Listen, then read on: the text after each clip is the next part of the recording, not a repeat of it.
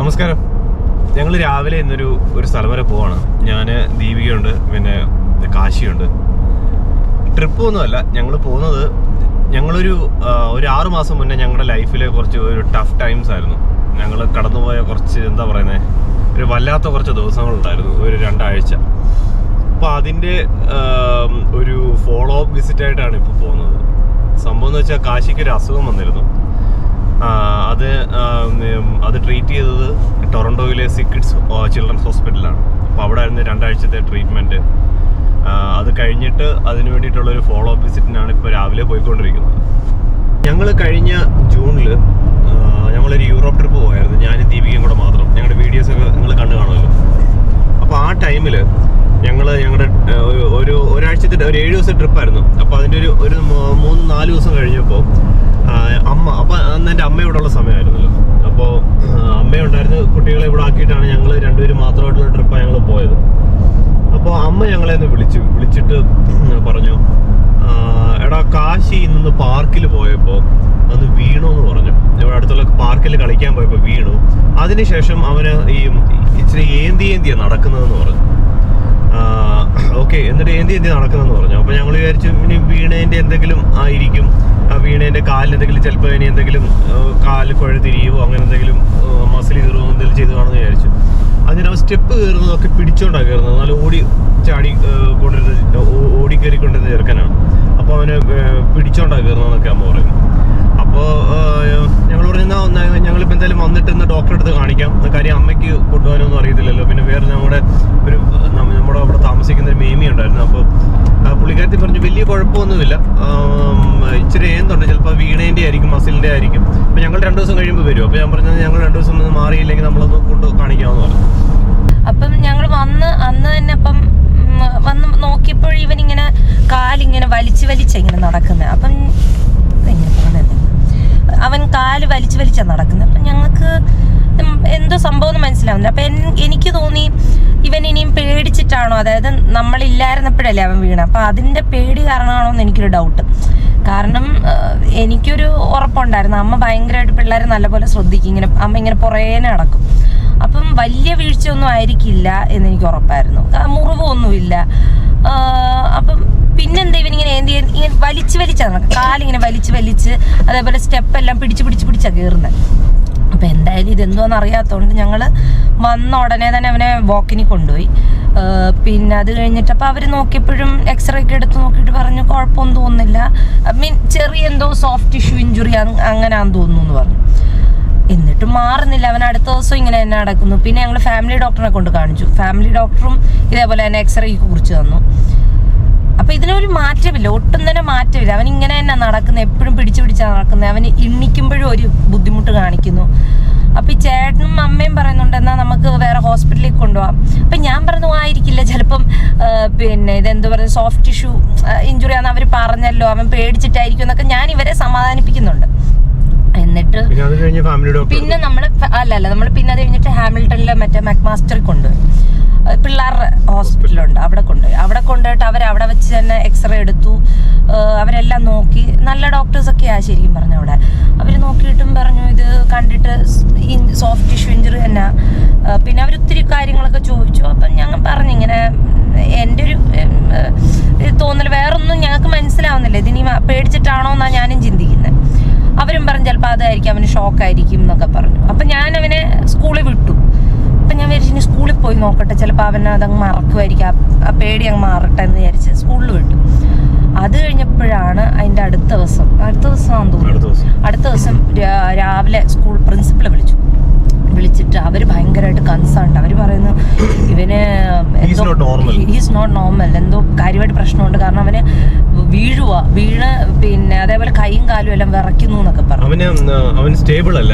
അവര് ഞങ്ങളെ എമർജൻസി ആയിട്ട് വിളിപ്പിച്ചു. ചേട്ടൻ ഉടനെ ചെന്നിട്ട് അപ്പൊ വിളിപ്പിച്ചെന്ന് വെച്ചാല് അവരെ വിളിച്ചത് ആക്ച്വലി ഇവൻ സ്കൂളില് മുഖമടിച്ച് വീണു, ഫ്രണ്ടിലോട്ട് മുഖമടിച്ച് വീണു. അപ്പോഴവര് വിളിച്ചിട്ട് പറഞ്ഞ് ഹീസ് നോട്ട് സ്റ്റേബിൾ, അവന് തന്നെ അവനെ എമർജൻസി കൊണ്ടുപോകണം, അവന് പല കാര്യങ്ങളും ചെയ്യാൻ പറ്റുന്നില്ല, അവന് കൈ വിറയ്ക്കുന്നു, ട്രെമറുണ്ട് എന്നൊക്കെ പറഞ്ഞു. ഇങ്ങനെ ഇവിടൊക്കെ മുറിഞ്ഞു ഇരിക്കുന്നു. അവനും എന്താ പറയുന്ന, അവര് പറഞ്ഞ ഹീസ് നോട്ട് ബീങ് ഹിംസെൽഫ് എന്ന് പറഞ്ഞു.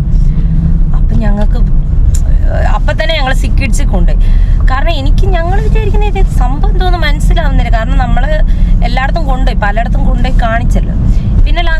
സിക്കിഡ്സിലാണ് പോയത്. നമ്മൾ സിക്കിഡ്സിൽ പോയി. ഞങ്ങൾ രാവിലെ പോയി. അവര് വന്ന് നല്ലപോലെ ഓരോ ചോദ്യങ്ങളൊക്കെ ചോദിച്ചെല്ലാം എഴുതിയെടുത്ത് വൈകിട്ട് വരെ ഡോക്ടേഴ്സും പിന്നെ മറ്റേ സ്പെഷ്യലിസ്റ്റും ന്യൂറോ സ്പെഷ്യലിസ്റ്റും എല്ലാം വന്ന് ഇങ്ങനെ ഓരോന്നൊക്കെ ചോദിച്ച് അവനെ നല്ലപോലെ അനലൈസ് ചെയ്ത് എല്ലാം വെച്ച് പിന്നെ എന്നിട്ട് അവര് ഞങ്ങളോട് പറഞ്ഞു അവർക്ക് MRI ചെയ്യണം എന്ന് പറഞ്ഞു. MRI ചെയ്യണം എന്ന് പറഞ്ഞു.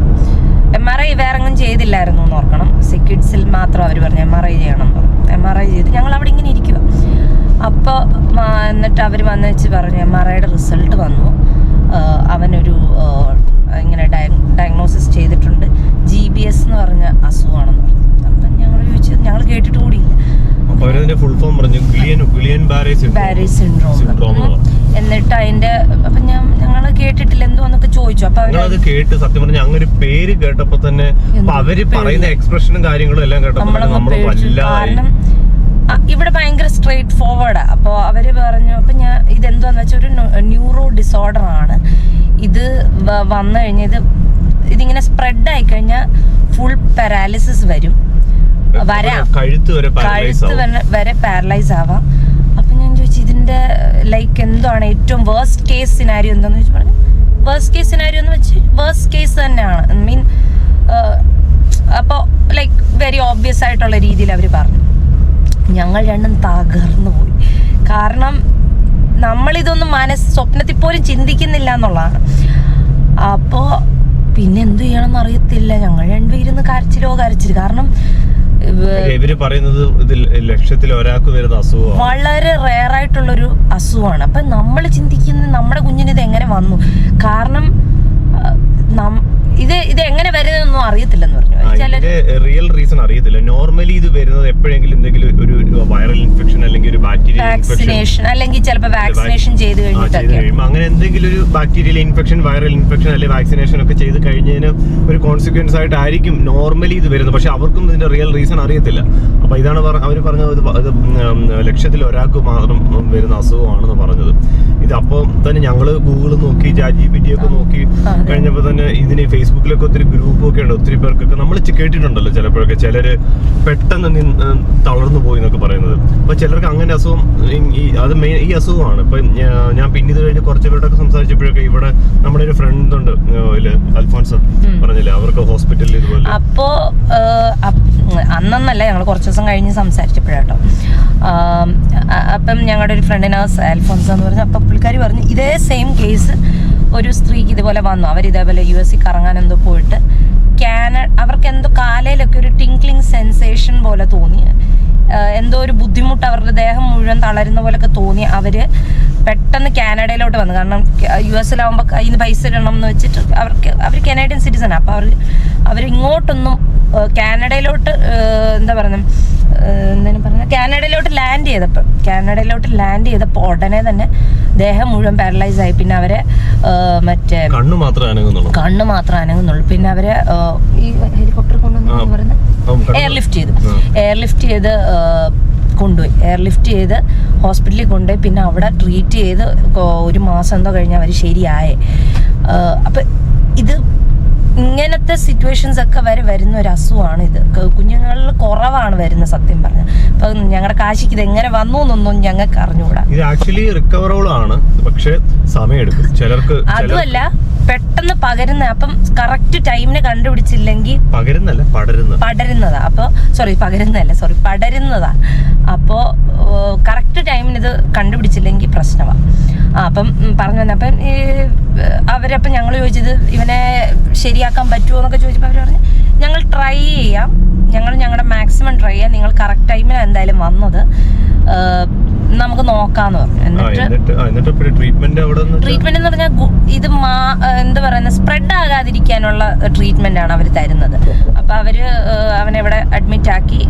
പിന്നെ ഒരു ആക്ച്വലി മരുന്നൊന്നുമില്ല, കഴിക്കാനുള്ള മരുന്നും അങ്ങനൊന്നുമില്ല. ഇവര് തരുന്നത് ഇമ്മ്യൂണോഗ്ലോബുലിൻ അല്ലേ, മറ്റേ ആന്റിബോഡി ശരീരത്തിലേക്ക് കുത്തിവെക്കുക. നമ്മുടെ ഓട്ടോ ഇമ്മ്യൂൺ ഡിസോർഡർ ആണ് ആക്ച്വലി ഇത്. ഞങ്ങൾ ഒത്തിരി ഫ്രണ്ട്സും ഫാമിലിയും നമ്മുടെ ഫാമിലി റിലേറ്റീവ്സ് എല്ലാവരും വിളിച്ച് ഞങ്ങളെ സമാധാനിപ്പിക്കുകയും ഞങ്ങളെ എന്താ പറയുക ഭയങ്കരമായിട്ട് മോട്ടിവേറ്റ് ചെയ്യും. ഒരുപാട് പേര് പ്രാർത്ഥിക്കുകയും ചെയ്തു.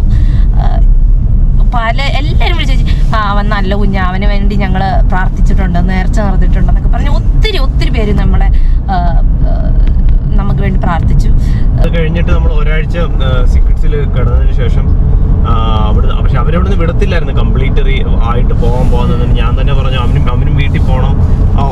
ഒരാഴ്ച ആയപ്പോഴത്തേക്ക് തന്നെ അവന് ഏകദേശം നടക്കാനും ഒക്കെ തുടങ്ങി, സപ്പോർട്ട് ഇല്ലാതെ നടക്കാനും ഒക്കെ തുടങ്ങി, കൈ പിടിക്കാതെ ഒക്കെ. അപ്പോൾ ഞാൻ പറഞ്ഞു ഞങ്ങൾ വീട്ടിൽ കൊണ്ട് ശരിക്കും നോക്കിക്കോളാം. പക്ഷെ അവർ വിടത്തില്ല, അവർക്ക് ഭയങ്കര കൺസേൺ. അവർ പറഞ്ഞാൽ നിങ്ങളുടെ 2 സ്റ്റോറി ബിൽഡിംഗ് അല്ലേ, അപ്പം സ്റ്റെപ്പൊക്കെ കയറുമ്പോൾ അവൻ വീഴാൻ സാധ്യതയുണ്ട് എന്ന് പറഞ്ഞു. എന്നിട്ട് ഞാൻ അവസാനം അവരോട് പറഞ്ഞു കുഴപ്പമില്ല, എൻ്റെ അമ്മയുണ്ട്, ഞാനുണ്ട്, ഞാൻ വർക്ക് ഫ്രം ഹോം ആണ്, ഞാൻ നോക്കിക്കോളാം എന്നൊക്കെ പറഞ്ഞ്.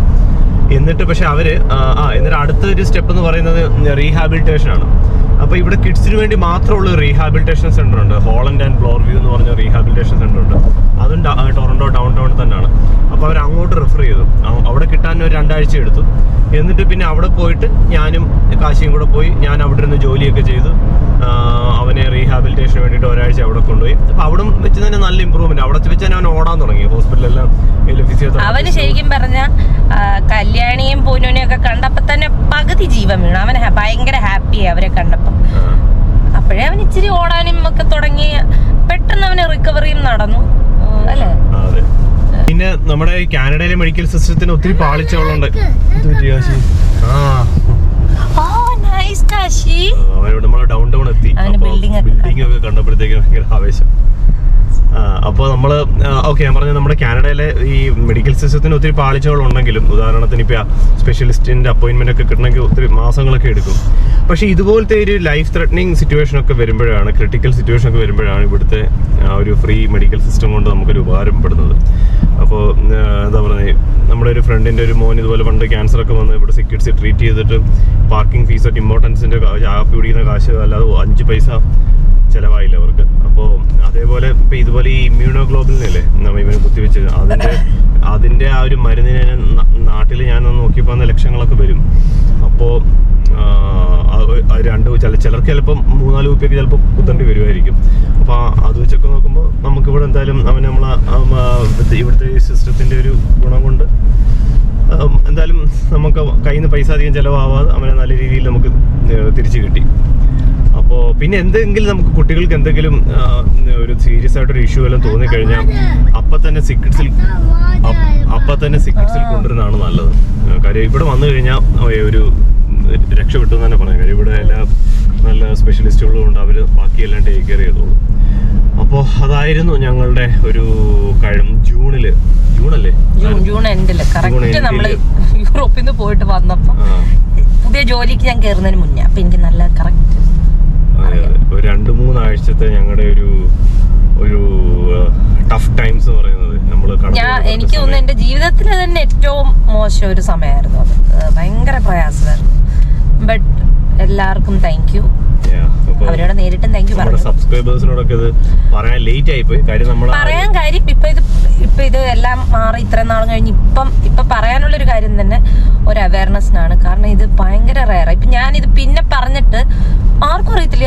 ഈ എനിക്കൊന്ന് മെഡിക്കൽ ഫീൽഡിൽ അല്ലാത്തവർക്ക് ആർക്കും തന്നെ ഈ അസുഖം അറിയത്തില്ല. ഇവന്റെ ടീച്ചേഴ്സിന് തന്നെ ഞങ്ങൾ പിന്നെ എക്സ്പ്ലെയിൻ ചെയ്തു, ഇന്നതാണ് അസുഖം, അതായിരുന്നു ഇതായിരുന്നു. അവര് ഭയങ്കര ടീച്ചേഴ്സും അത് കഴിഞ്ഞ് ഇപ്പൊ ഈ ഇടയ്ക്ക് ഇവനൊന്ന് വീണപ്പോൾ അവരെന്നെ വിളിച്ച് എമർജൻസി വിളിപ്പിച്ചിട്ട് പറഞ്ഞു, അല്ല അന്ന് അവനൊരു അസുഖം ഉണ്ടായിരുന്നല്ലോ, അതുകൊണ്ട് ഞാൻ പേടിച്ചിട്ട് വിളിച്ചാന്ന് പറഞ്ഞു.